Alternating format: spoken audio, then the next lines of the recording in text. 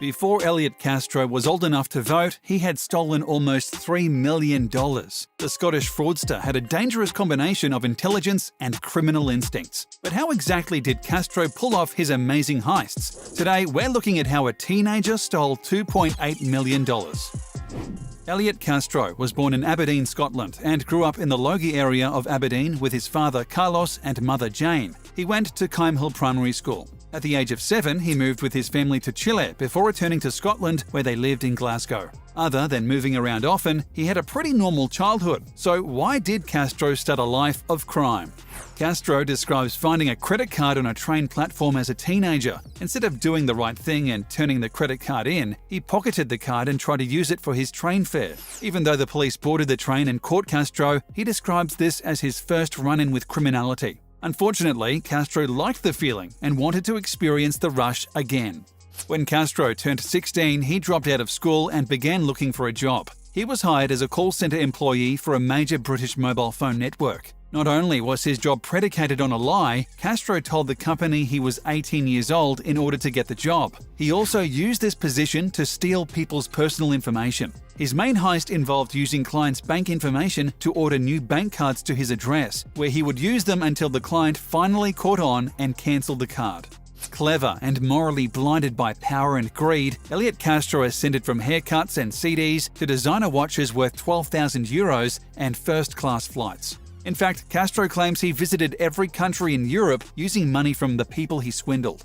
He was definitely living the high life. Castro would spend $15,000 at a club in a single night. He was drinking heavily and using drugs. He earned the money easily and spent it just as quickly. I had always been drawn to scenes that spoke of luxury and lavishness, he explains. I longed to be the businessman making offers that couldn't be refused and sending subordinates to Rodeo Drive on my account. During this time, Castro was briefly jailed in Canada, but he stole the credit card information of the Canadian Immigration Department in order to escape the country. He even pretended to be a secret agent to commandeer a car while escaping cops in Toronto, Canada. Castro, who is gay, said, "I liked that part. It was exciting. I almost started to believe it myself. It was a bit like being a younger, gayer James Bond. But each time afterwards, I would always think, how the hell did I get away with that?" Castro describes his time in a Canadian prison as one of the worst of his life. "I spent the whole first week crying," he says. "People were being stabbed regularly."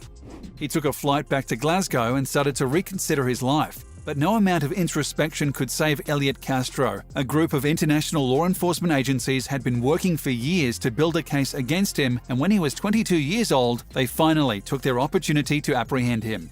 He was arrested and sentenced to 2 years in an English prison. Though Castro had a number of aliases, his lies to his friends and family began to add up, and eventually, the authorities connected the dots. It turns out that he had been arrested in 1998 in London, but he skipped his court date and evaded his warrant by using fake identities. 6.5 years later, the authorities caught up with him. As his purchases became more flashy, Castro began to draw more attention to himself. He bought a BMW 7 Series for more than $50,000, even though he didn't know how to drive, and didn't have a valid driver's license. He says, "It was just to show off to people that I knew." At the BMW dealership, a man approached Castro and told him he was under arrest. At the time, Castro had dozens of credit cards with different names in his wallet, and he knew his days of lying were over. After doing his time, Castro decided he had had enough of his career of theft. Castro decided to turn his life around when he left prison and became a highly respected independent fraud prevention consultant.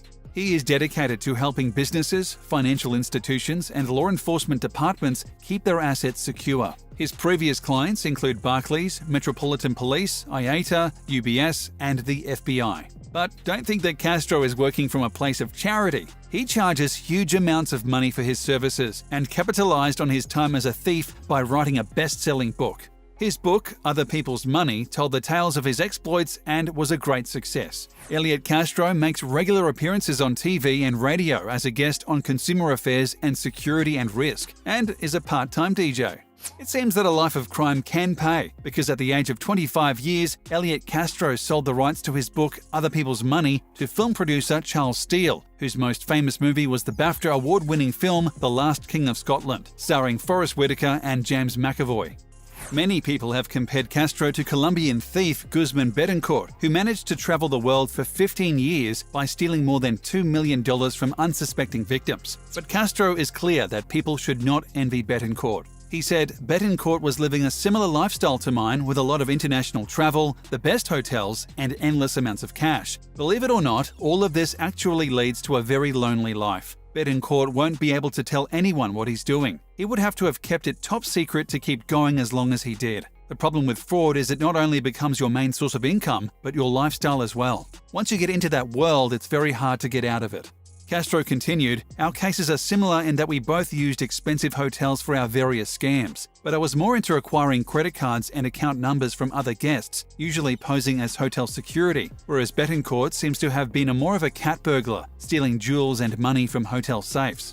Explaining how the life of a super fraudster begins, Elliott said, "You start scamming small, maybe £50 or something, then it just escalates. Before you know it, you're in a nightclub paying £700 for a bottle of champagne on someone else's credit card. There's no doubt crime is very profitable. I could make thousands of pounds in an hour. That sort of dough is enticing for anyone." But Castro also reveals the conflict that flows through a conman's mind when they have pulled off a big job. He said, "Quite often I'd walk away with thousands of pounds and think, what am I doing? I don't even need this money. I felt shame at times. But the lifestyle is as addictive as a drug. When you know how, you want more. If I was ripping off a shop with fake cards and the people serving me were really friendly, I genuinely felt bad afterwards." For those people who believe that Castro's life was perfect, he says he lived with constant guilt and secretly wanted to be caught. Castro said, "I'd set up base in Belfast and had a brilliant circle of friends around me. They were really nice, genuine folk, and I just wanted to be honest with them, but I couldn't. I was a fake, an imposter. That was a truly horrible feeling. I felt disgusted with myself."